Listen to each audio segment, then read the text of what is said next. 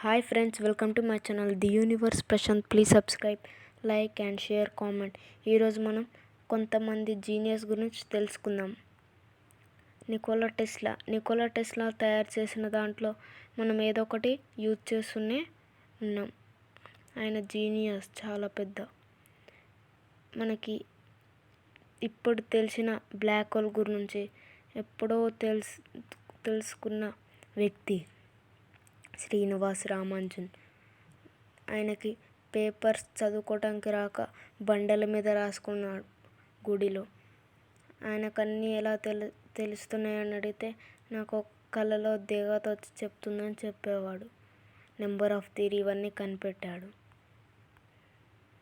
ఇప్పుడు అడ్వైజ్మెంట్, మనకి లెటీ షాప్స్ అనే ఒక కొత్త యాప్ వచ్చింది. మనకి లెటీ షాప్లోకి వెళ్తే మనకి క్యాష్ బ్యాక్ కూడా ఉంటుంది. దాంట్లో ప్రతి ఒక్కటి ఉంటుంది. ఫ్లిప్కార్ట్ అన్నీ.